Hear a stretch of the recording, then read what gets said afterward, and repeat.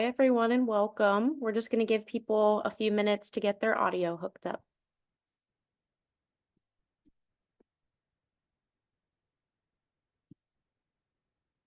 All right, so like I said, welcome today. We will be starting soon. A few housekeeping rules. Please mute yourself if you're not speaking. Please identify yourself if you are media in the chat and raise your hand if you have any questions. I just put in the chat how to raise your hand. Today we will be recording, and as a friendly reminder, please remember that anyone can save the public chat. So welcome to our webinar on Halt the Harm Network. Today we're going to talk about how to hold petrochemical and other major air pollution sources accountable through Title V permits. I'm going to hand it over to Kevin to tell you a little bit more about Halt the Harm Network. Cool. Thank you so much, Hillary. Appreciate you doing the welcome. Thanks, everyone, for joining us today. I'm going to share my screen real fast just to go over a couple things and then pass it on to Hillary to introduce our speakers for today. So let me do a quick screen share and present this. Cool. Well, thank you again for joining us for Clearing the Air. I'm really excited about this event. My name is Kevin. I'm with Halt the Harm Network. Many of y'all are familiar with us. If you're not, we are a network of grassroots leaders who are fighting oil and gas across the country. A lot of what we do is to try and highlight the work of grassroots leaders to push back against oil and gas and protect their communities, as well as provide educational resources like today's events on how to deal with the technical side of organizing and the strategic side of organizing as well. I'm excited to be co-hosting tonight's event with Clean Air Council and with the Beaver County Marcellus Awareness Community, or BCMAC, who Hillary is from, as well as the Environmental Integrity Project. All three wonderful organizations that I encourage y'all to follow if you're not already, and join their email lists. So again, a word about Halt the Harm Network. Like I said, we are a network of grassroots leaders, and that means we literally are a network. We have a private online social media platform that works like a message board and connection platform to connect with other leaders and access resources for movement building and organizing. So it's a great place to connect with advocates, other organizers, or experts. And it's a great place to be in a community related to oil and gas organizing. Sometimes we don't get as many opportunities to do that within this movement, and it's for me, it's a really great place to make those connections and to feel that with people. The last thing I'll say is, oh, went the wrong way, is that tonight's webinar will be turned into a resource page on our website, haltharm.net, which will provide the recording as well as some additional resources related to Title V organizing. And we're also collecting a directory of groups and organizations who can help with Title V campaigns. I'll drop the link to sign up in the chat if you're an organization like that who wants to provide technical assistance to grassroots groups and leaders in Title V cases, because Title V, as you will learn today, Title V campaigns are very technical. Issues around them require a lot of expertise, a lot of fine print, and a lot of technical know-how. So it is something that I think we hope to provide a resource for that can help groups engage in this process and also connect the large organizations with the expertise to local leaders across the country. So with that, I'm going to stop screen sharing. As Hillary mentioned, sort of the technical housekeeping items, I'm the Zoom host for today. So if you have any questions, have any technical issues, send me a chat. We'll do a Q&A at the end of this, at the end of the presentations. Feel free to drop your questions in the chat as we go along. And once we get to the end, raise your hand to come off mute and turn on your video to ask questions or make comments. We'll have time to answer your questions and go through all that. So with that, I'm going to pass it back to Hillary, who's going to introduce today's topic, give us some context, and talk about our speakers. Awesome. Thank you, Kevin. Well, hi, everyone. My name is Hillary Flint, and I'm the Director of Communications and Community Engagement at Beaver County Marcellus Awareness Community.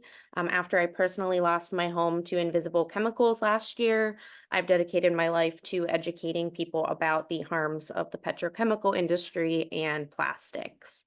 A few months ago, we found out that a major polluter in my home county was asked to submit a Title V permit, and it made me realize that I don't know enough about the process. But luckily, I know organizations who do. Through this work, I have been able to meet incredible people all over the world at webinars and marches, conferences, and even through art exhibits, like a cover photo you're about to see on our slideshow, which was from the first installation of an externality monument in Clarendon, Pennsylvania. By We Refuse to Die. It's a project that connects the living dead with the living, and shows how that we can stand up to industrial pollution, and be allies of change. So today we'll be hearing from two very accomplished agents of change. Annie Fox, who is a law clerk with Clean Air Council, and Lisa Graves Marcucci, a community organizer from Environmental Integrity Project. These ladies are experts on the process and are going to tell you everything that you need to know about Title V permits. And I'm going to learn a little bit while we're here too. So, Annie, I'm going to turn it over to you. Well, thank you and welcome everyone. I appreciate you taking the time to learn about the Title V permits today. Uh, I am going to try to share my screen now.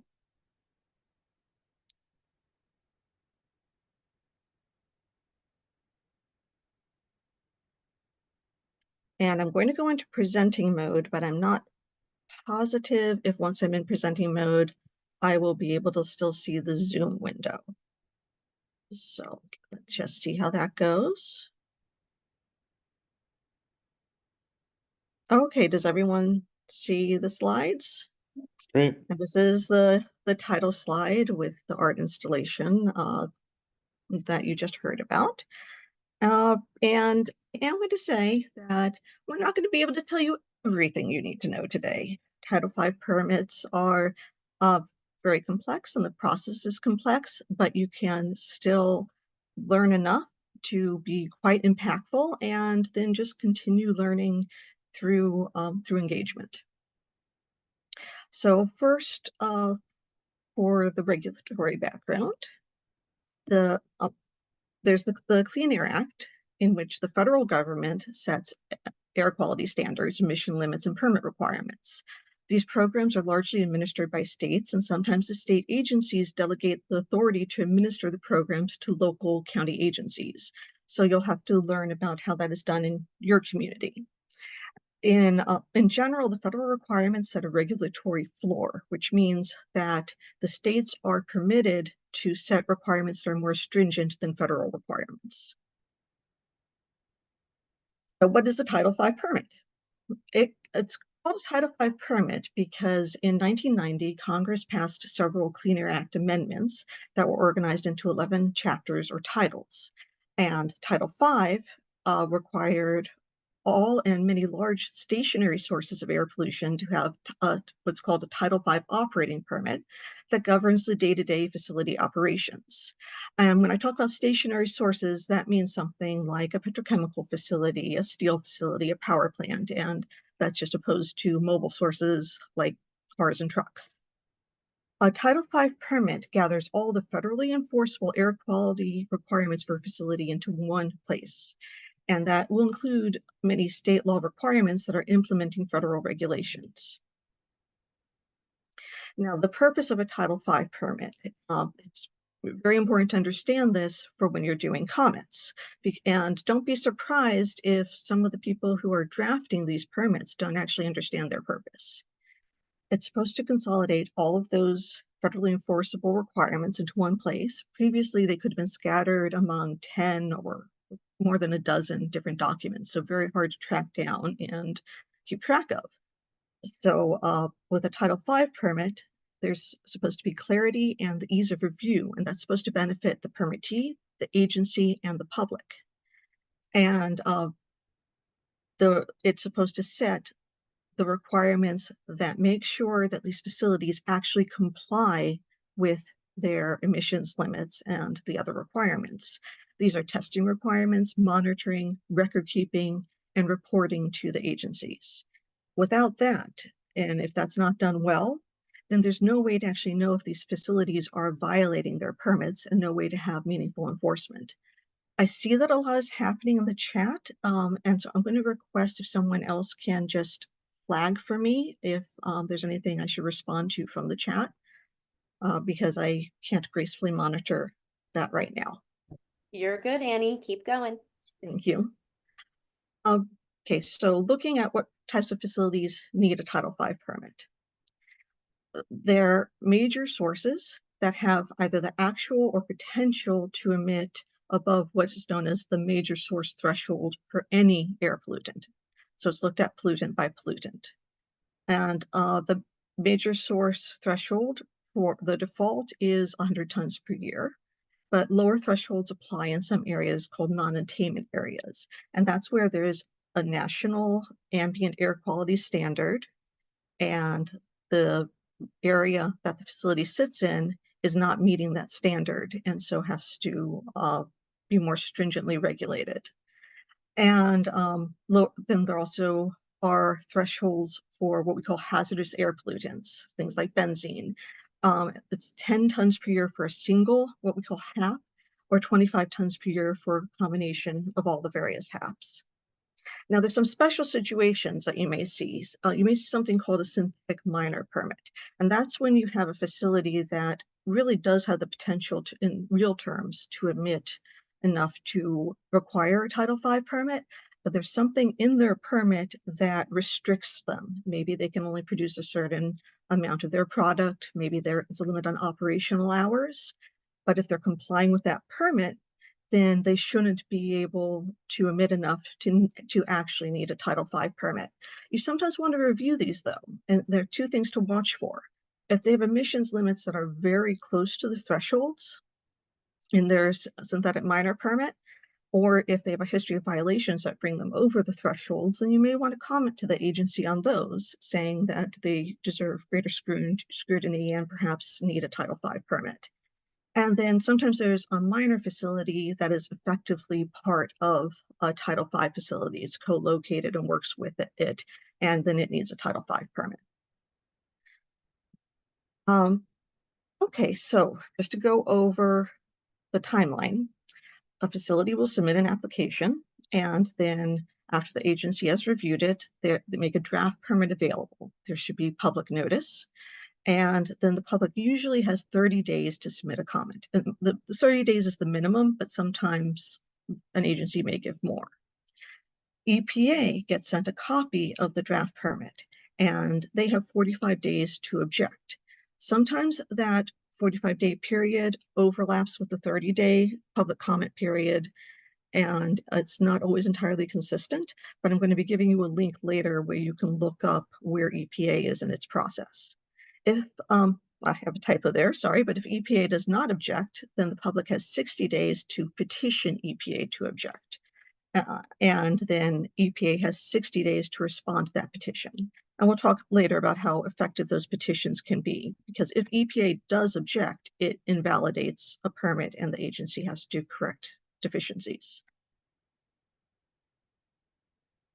Oh, I'm sorry, just 1 second. I accidentally skipped over a slide.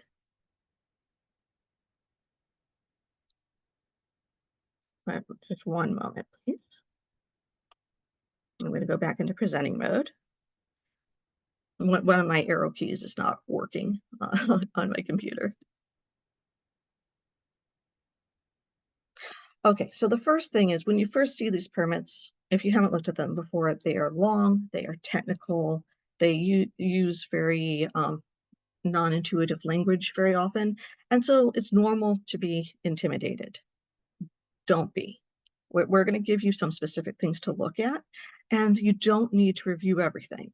And also, as you get more used to looking at them, you'll be more conversant and better understand what parts to concentrate on. So you want to gather all the documents that you need, and those might be posted to the agency's website, or you might need to request them. The public notice should tell you who to contact. And you might have to be persistent. You have a legal right to see these documents and review them. So some useful documents to request. You want the draft of the permit, you want the facility's application, and then very important is the technical support document that is generated by the agency giving its explanations for why it set requirements. That might be called a technical review memo or technical review document. The wording can vary from agency to agency. Then you want to ask for any attachments to those documents, including calculations worksheets. And even if you don't want to look at the math, if you do decide to pull in a partner from an organization that is used to reviewing these, that would be useful for them. And then sometimes there's something called a consent order, where there may have been litigation as a result of, let's say, a violation or some history of large violations from the facility. And the consent order is like it's the order from the court that results from that, and it may set additional requirements that have to be incorporated into the Title V permit. So the technical support document is the most helpful thing to really understand the agency's reasoning. However, sometimes they're really not well done. You can contact the agency with questions, and you may or may not get responses. And again, you can reach out to groups in your network for help. There are various parts of a Title V document, and I'm going to now try to show you a Title V. So I'm going to change what I'm sharing. So just give me a moment here. I'm going to be showing you a Title V permit for a facility called Chemicals that we commented on. And we are probably going to be petitioning EPA to object to the permit. So it's just going to take me 1 second.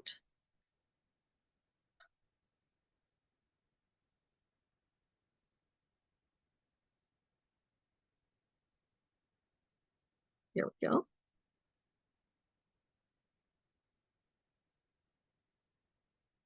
Okay, so does everyone see the Title V permit now? Yes. Okay, thank you. Now, this is just the title page here. And so one thing that's helpful to review is the facility description. That will just give you the basics of how a facility works. And even if you just look over the basic description, it can orient you. There's a lot more detail, as you can see. It will probably give diagrams of the various processes for the permit, talk about controls, and have a lot of things that may seem quite complicated. And so you don't necessarily need to worry about that, but do give a quick read through of the facility's description. And then there are a bunch of general conditions that are going to be in every Title V permit of this type. And that can be long and complicated and really less useful to review. So you can see them, and there might be, when you learn to dig deeper, some things you might want to look at here, but it's definitely not your priority. Then there are what are known as the site level requirements. And that's requirements that apply to that facility as a whole. And these you definitely do want to review, but you don't necessarily need to get too into the weeds on those. Again, we're going to be talking in a moment about some specific things to focus on. And then there are the source level requirements within the general site. So maybe there's a boiler, maybe there is, well, here there's a heat polymerization still, and you want to see which are the more major sources within the facility, because there may be a lot of them. But what's very helpful is how it's going to be organized is for each emission unit within the facility. You're going to see what the restrictions are, and hopefully there will be a table like this one. Now, one thing to notice here is that there are short-term limits in terms of the pounds per hour that this particular emission this emission unit can emit. But then if you go down, it's all going to be organized by emission unit. You can see the testing requirements. And here, the testing only needs to be performed every 5 years. Clearly, you're not going to be able to tell if a facility is meeting an hourly limit when there's testing once every 5 years. But you will be surprised how often you see either no actual testing or something like testing every 5 years. And that's definitely going to be something you will want to comment on, because again, we're looking to see what types of testing and monitoring are needed to assure compliance with those emission limits. This simply can't do it. Okay, now I think I want to go back into the slides. So just give me a moment to do that.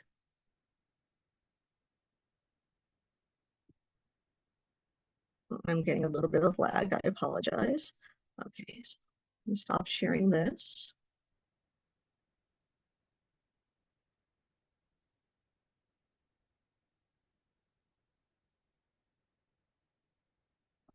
Yeah, I'm sorry, I'm being a little slow on switching here.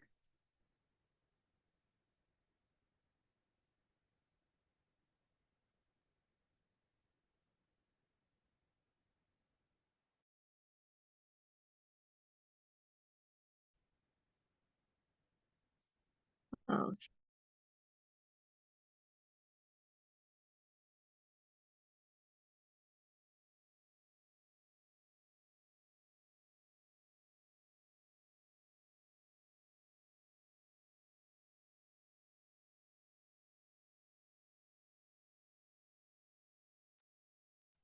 Annie, it looks like you might be lagging a little bit, so you might want to stop sharing and try again.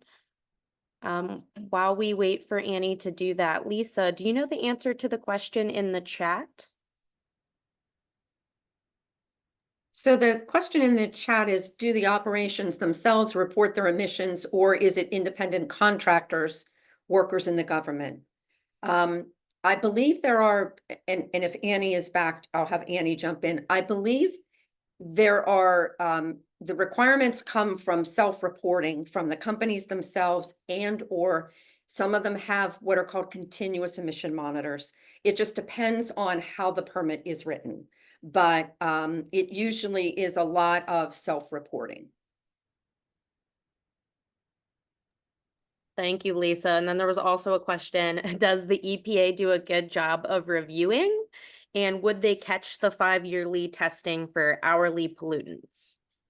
So it depends on where you are in the country as to who actually does like the ongoing monitoring. And Annie, if you want to jump in and help with Right. that.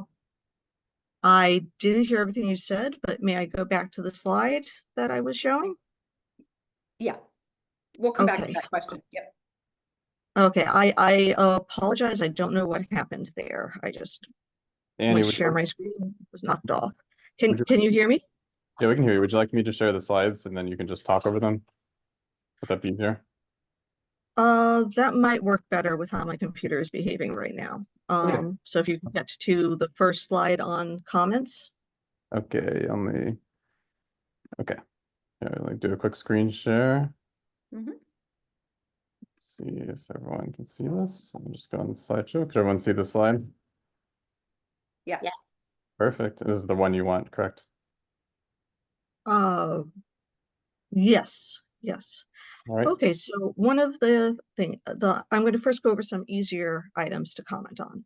And one of those is having a match between the timescale of the emissions limits and the monitoring requirements. And that's what we just went over, and I showed you in the Neville Chemicals permit, a gross mismatch.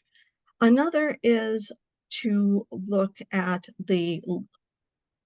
for a lot of petrochemical facilities and some other facilities, there can be a lot of just leaks that can happen and cause emissions in various points.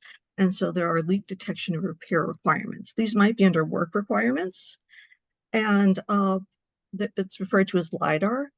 Uh, Things you want to check for there: the inspection frequency, the step down, because sometimes it'll be they have to inspect quarterly, but then if for a few quarters there aren't any leaks, they can start inspecting every year or every couple of years. And so that would be worrisome and something you'd want to comment on. The time allowed to repair any leaks that are happening. Uh, and then also the record keeping and reporting requirements, because if they're monitoring but they're not reporting everything to the agency, that's not helpful. And then the agencies are required to actually explain how the requirements that they have, these monitoring, testing, record keeping, reporting requirements, will assure compliance with the emissions limits. And if you don't think they did an adequate job of that, you can comment on that. Next slide, please. And then you want to look at the public engagement process. It is very important. Were there any unreasonable barriers? Did they maybe not post the notice in a timely fashion? Did they say that you had to sign up, register for a public hearing, but then make doing so difficult or impossible? Those types of things. And then look, are there environmental justice considerations? Disproportionately, these facilities are going to be in environmental justice areas. That and when that's the case, you want to well, the agency has a greater obligation to make efforts to remove barriers to participation. So you can comment on that. And then also you want to look at whether the facility has a history of violations and any ongoing violations. I have a link there to what's known as EPA ECHO, and you can look up Clean Air Act violations there for the facility. The facility should have reported those in its application. And if any ongoing violations, needs to be the agency needs to address that with a compliance schedule in the permit. And then also, just if there's a history of violations, that really shows that there should be more monitoring, there should be more oversight, because we can't trust the facility to do that on its own. Next, please. And then I'm just going to go quickly through a couple other things. When you start digging deeper, you can look at whether the requirements accurately reflect those in the other permits for the facility and underlying laws. You can note, though, that sometimes there are multiple requirements from different sources, and they may streamline the permit to only list the most stringent requirement, and that is okay. And then there are something called emissions factors, which are basically multipliers used in calculating how large emissions will be. It's much better to use factors that have been generated by testing at a facility as opposed to generic factors. And so if you see something like it's called AP42 factors, that's a flag. And we're going to be sharing some sample comments where you can look at that and feel free to contact me with more questions. And sometimes you may want to suggest that the facility's control mechanisms be streamlined, so more sources, more emissions units are controlled by individual control units, which makes it more likely they can do like maybe continuous emissions monitoring, which would be preferable. Next, please. Okay, some general notes. It is very important that you submit on time, not 1 minute late. And the time of day that the comments have to be submitted, it can vary from permit to permit. So always double check the method for submission and the time, and plan to do it a little early if you can. And that's for written comments. And it's okay to wait to raise a question without actually having answers to propose. You can ask the agency to look deeper into something. Cite your sources in written comments, and even in oral testimony. It's good to know what the sources are, so that you can just be ready with that. And if you don't have time to fully develop a comment, that's okay. You can still include it. And lastly here, it can feel like screaming into the void. It can feel like you're not getting traction, but we really are. At an environmental law forum, which is a conference for environmental lawyers in Pennsylvania, large corporate law presence. I went to a presentation where the corporate lawyers were being instructed to be more careful with the Title V permits because citizen groups are objecting and getting EPA to object, and that if they really want to get the permit sooner, they might just want to go ahead and allow a better permit to begin with. So we really are getting traction. Next, please. Now, you should always get a comment response document. If a comment is submitted on time, the agency is required to respond to it. That doesn't necessarily mean they're going to do what you ask. Oftentimes they won't, but they should at least address it and explain. And they might address it in a group with other comments that are similar. If you're not getting the document or seeing anything on the website, follow up periodically with the agency. It's good for them to know people are watching and care. And if they don't adequately address your comments and you think that there would be a significant change If they did, you could consider petitioning EPA to object to the permit. Next slide, please. Now, for petitioning EPA to object, I referenced this earlier, and I have a link in the slides to where to look up the deadlines. EPA has 45 days on their own to object, and then the public has 60 days to petition. If EPA objects, the permit is invalid, and the agency has to rewrite it to address the objections. You can only ask EPA to object on grounds that you raised in your comments or on things that you would not have been able to raise. Maybe the final permit put in something that was so drastically different from anything that was in the draft permit that's not kosher. Or maybe there was just some kind of major violation or an ongoing major violation happening that wasn't happening or known at the time of the comment period. So those are grounds that you could use to object or to petition EPA to object. Next, please. Now, a successful petition can be very impactful. The Clean Air Council, Environmental Integrity Project, and Penn Future have petitioned EPA to object to two major steel facilities in Pennsylvania. And EPA granted all of our requests, and those permits are having to be rewritten.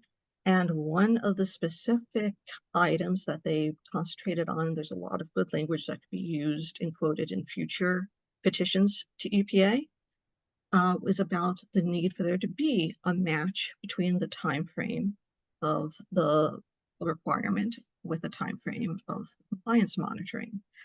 Now, EPA does have 60 days to respond to the petition, but most often they don't actually do so unless you either sue or file a notice of intent to sue.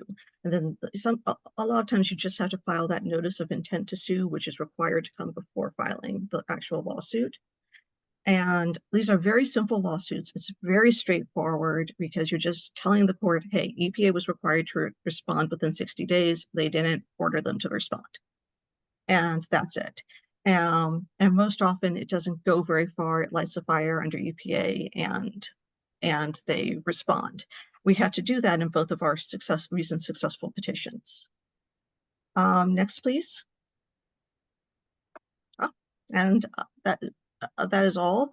I know I've gone a little over time, so if anyone has any quick questions, or Lisa, would you like questions to be at the end? I'm fine either way. Hillary and Kevin, I'll defer to you. Why don't we let Lisa start, and then Annie, if you want to go back through the comments and answer anything that's a quick answer, and in the end we can cover anything that's a little bit more challenging. Okay, I did lose the chat from before I was disconnected. Okay, I will start compiling them and we can do questions at the end. Thank you so much. Go ahead, Okay. Lisa. Thank you all so much for your interest in this. And I'm a community organizer in Western Pennsylvania with the entire Environmental Integrity Project. And this is actually a photo from January of this year when we had one of those steel permits that was sent back from EPA to the Allegheny County Health Department.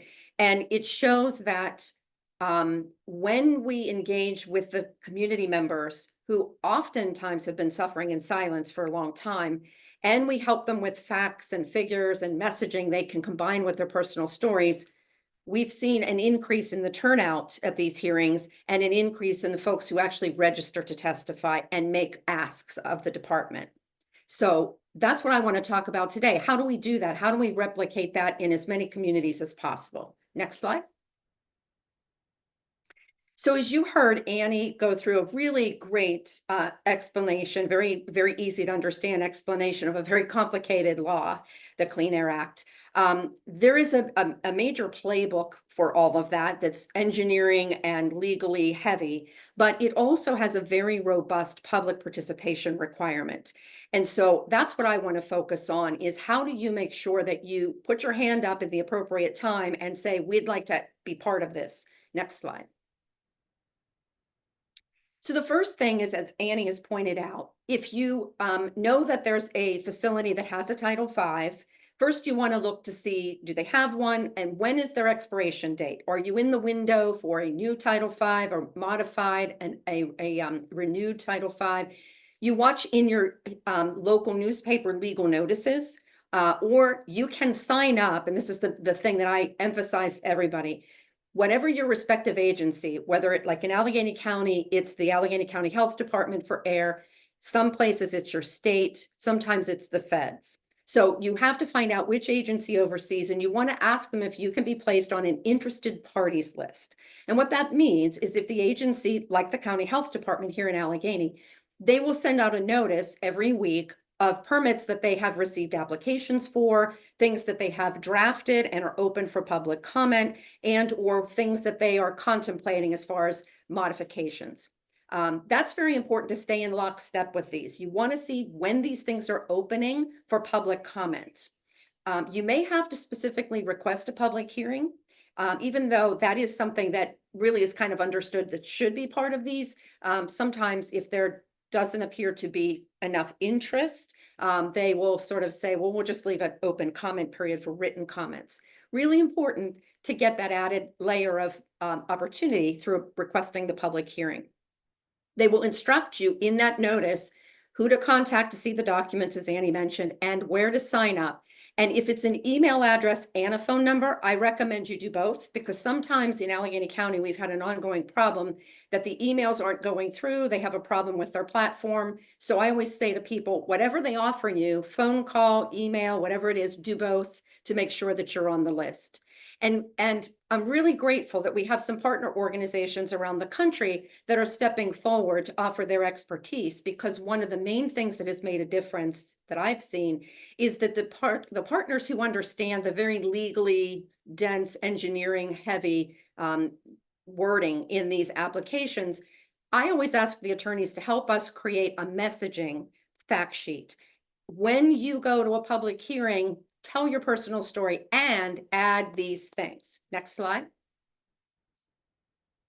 So when you are confronted with a Title V facility in your community that's applied, and it's a new or an existing renewal, you want to do a community outreach. You want to educate the community, because most people don't even know what a Title V is.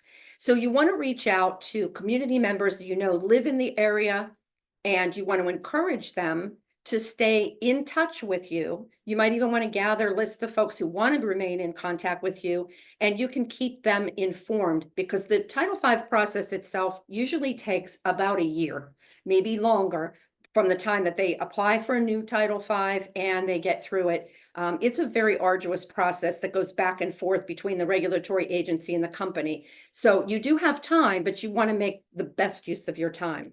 You want to let people know that they're going to have an opportunity to tell their personal stories, and hopefully you can work with partner groups who will help give them some facts.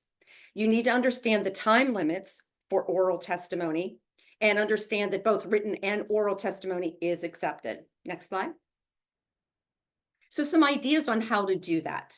So these messaging or fact sheets are really important, because when you testify, whether it's in written form or orally, it's very frustrating. I've found, I've been doing this for decades.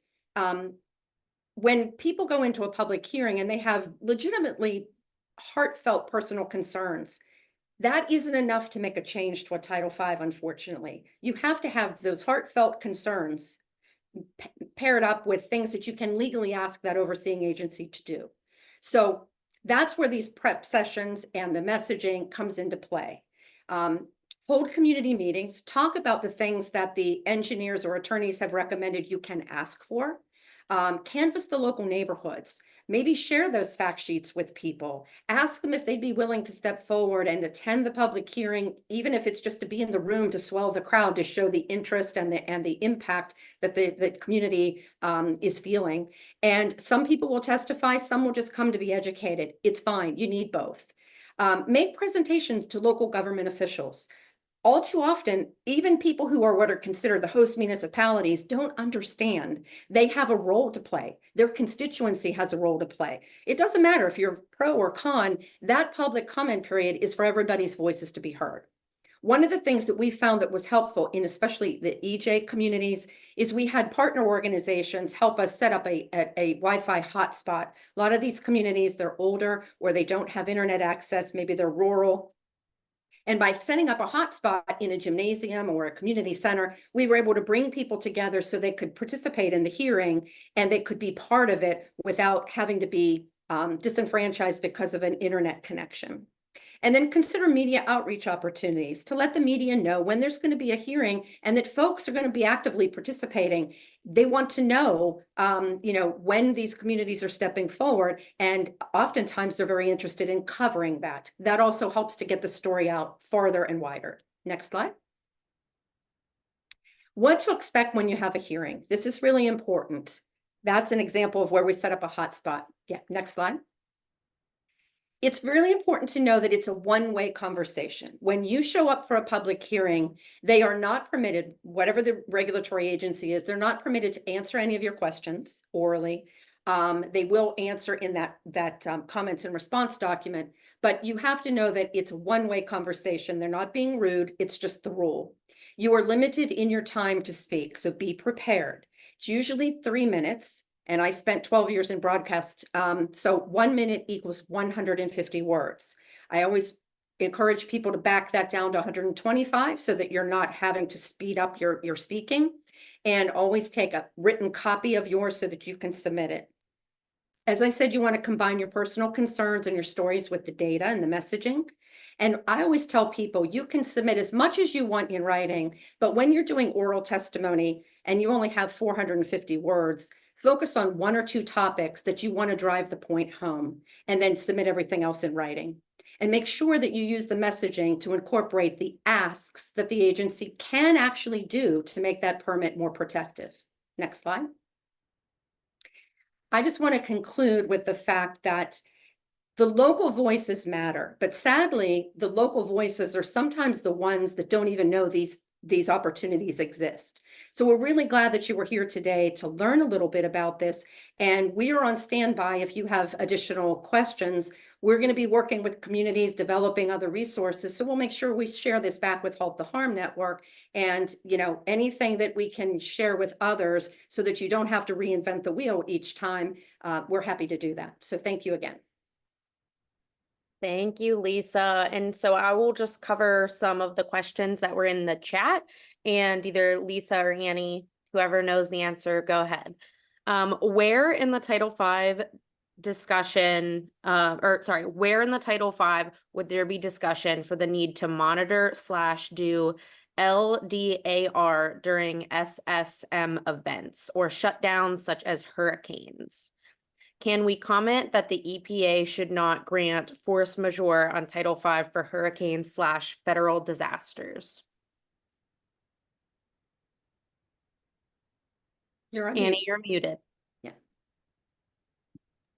Sorry about that. One of your big friends when going through these permits is just the find function, the search function within a PDF document.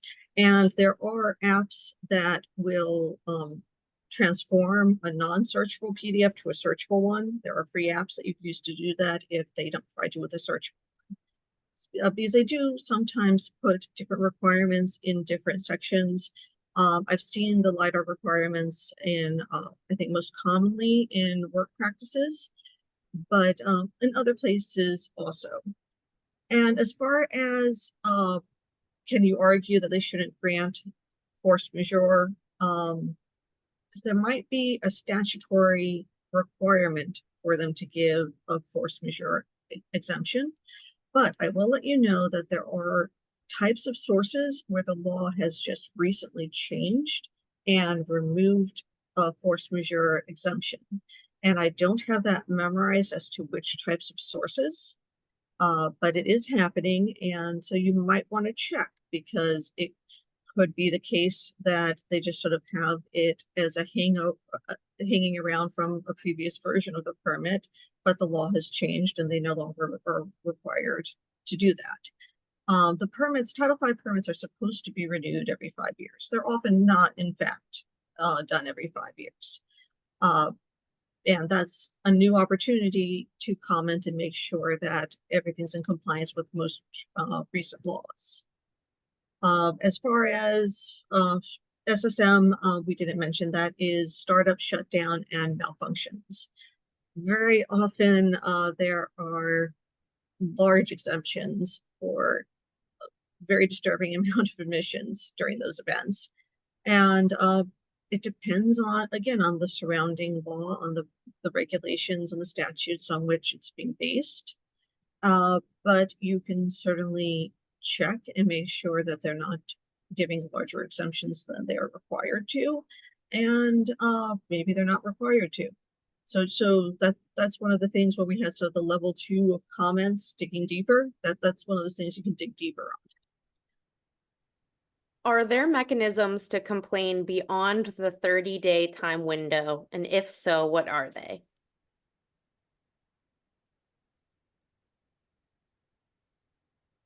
So I'll take a first stab at it, Annie, and you jump in here. So there's a 30-day comment window when the draft permit is being reviewed. That closes, and then there's a period of time in which they do the comments and response document and they finalize the permit. And sometimes that can take, Annie, am I correct? That can take like 60 or 90 days in some cases, correct? Sometimes even longer. We've been Sometimes. waiting for one for several months. Right. So the question, I think, would be, and Annie, this is where I would rely on you. So if folks wanted to go to the EPA and ask them to object, they would have to wait then until the actual permit was issued and see if EPA had responded, correct? Well, the key here is if you did not comment within that 30-day window, you cannot petition EPA to object, period.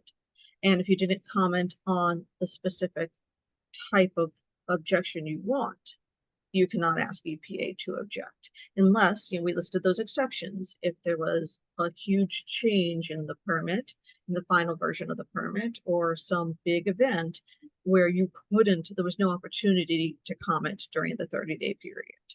Mhm. You can sometimes complain, ask them to reopen the comment period if, let's say, they didn't make the documents available. They might not do that, and it's really hard to get that enforced. Sometimes early on, like if you've seen that the 30-day period is open and it's a really complicated permit, or maybe they have like 3 different complicated permits up for review in the same community, you could ask them to give an extension, but you want to do that early on. And then other opportunities to complain? Yes, you can always submit a complaint. You can always submit comments, but they're not obligated to consider them. They're not obligated to take them into account at all. And you can put other forms of public pressure through other methods of organizing. But as far as the formal comment period where they have to consider it, they have to respond, and you have the right to petition EPA to object later, that has to be before the deadline. And by before the deadline, I mean if it is a 4:30 deadline, not 4:31. If it is 11:59, not midnight. Right. Thank you. It'll say that in the notice. It'll tell you what the deadline is. Right. Great. Grace has a question. Do we have the right to a public hearing, and can they deny that request? As far as I understand,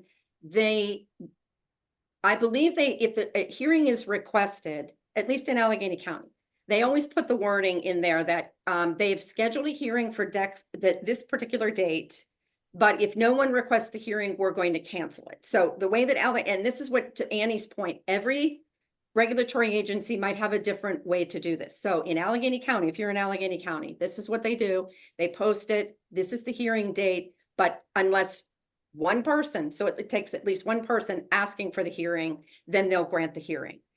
So you really have to default back to that legal notice, and maybe even before anything happens in your community, do some digging to find out who's the regulatory agency and what is their standard procedure for a Title V comment period and requesting a public hearing.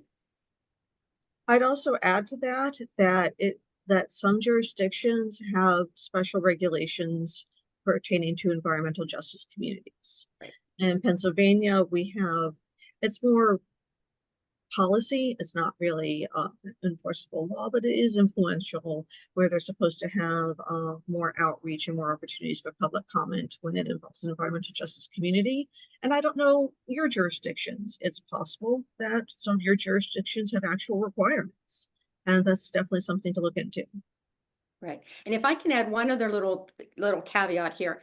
So I've been doing this, like I said, for over 2 decades. And one of the things that I have found that has been problematic that I'm going to give you a little heads up. And if you want more information, we can, set up some ways to follow up.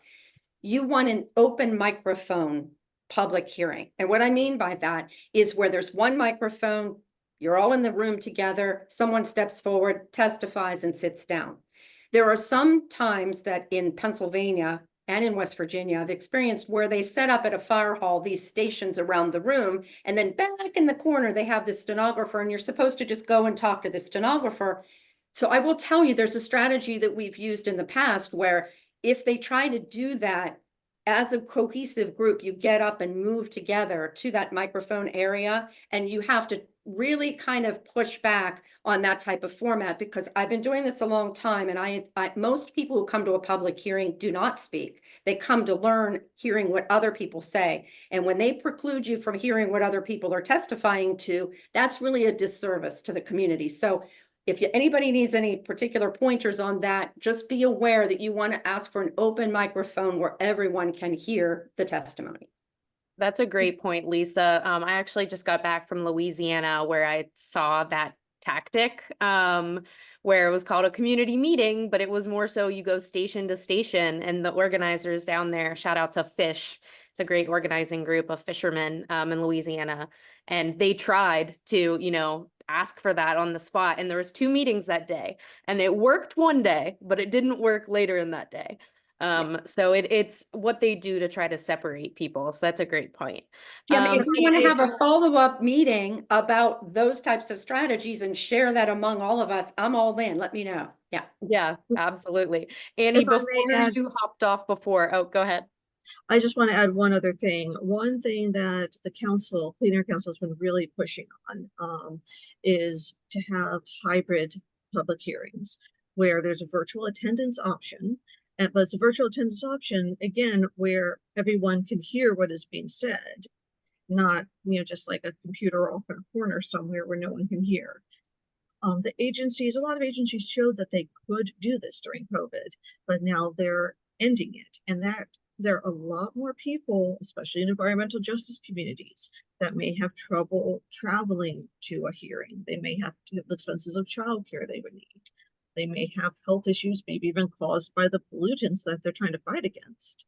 And so we keep making the point in many of our comments on permits that if for public participation to be adequate, there needs to be a virtual attendance option now. Yes, I absolutely agree. And I'm seeing that in my community. I'm displaced from the East Palestine train derailment, and they want to do all these events in person, not paying attention to the fact that many of us relocated because of chronic health issues. So I absolutely agree with that. And Annie, before you hopped off last time, Lori had asked, does the EPA do a good job of reviewing the permits? And would they catch the 5 yearly testing for hourly pollutants? So I'll let you give your opinion. It is very rare that I have seen EPA object on its own. They only really have time to review a certain percentage of the permits. They are legitimately overworked, but also there's a lot of variation in how the EPA responds from administration to administration. So the upcoming elections may have a huge impact on what we can expect from the EPA in the following 4 years. So that's something to keep in mind. As far as do they do a good job, I was certainly pleased with once we had objected and done our and gotten them to respond, which again we had to take further action to have that happen. But I was very pleased with the job they did at that point in reviewing our objections and responding to them. And there is language now in EPA orders that talks about that time mismatch and that is not allowed. So when you comment, again, we're going to provide you with some sample comments and some of these orders with highlighted language. You can point that out, and it's right there in black and white.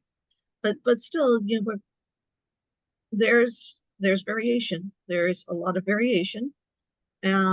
So you have to be proactive. That's great. Thank you. And thank you everyone for being here with us today. And I hope that you found this information helpful. And if you have additional questions, a good start would be joining Halt the Harm Network so that you can post that question and ask. So Kevin, I will turn it over to you to give final goodbyes, but thank you to Lisa and Annie for everything that you guys do in my community every day, and for being willing to share this information with everyone. Truly appreciate y'all. Thanks for having us. Yes, thank you so much. Yeah, huge thanks to Lisa and Annie. Big thanks to Hillary for helping put this together and for co-hosting and for running the Q&A. Appreciate all y'all for joining us today. As we mentioned at the beginning, the event is being recorded. We'll provide this as a resource for folks going forward. We'll also share the chat and the PowerPoint with that. You'll see that on Halt Harm Network. And as I mentioned at the beginning, we're also building a resources page on our website that will be updated over time with additional resources, including the recording, a list of organizations you can reach out to for help with Title V issues. And as Lisa mentioned, they're working on fact sheets and some other resources that will be available through there. So you'll be able to use that as a kind of collection site for anything to help you with Title V issues. We'll send out the recording in a bit too, and then share those resources along as they get developed. So I appreciate you all coming today. If you have any follow-up questions, feel free to ask them on the network or to reach out to any of our co-hosts and speakers. Yeah, huge thanks, guys. We really appreciate this event. And thanks, y'all. Have a great rest of your afternoon.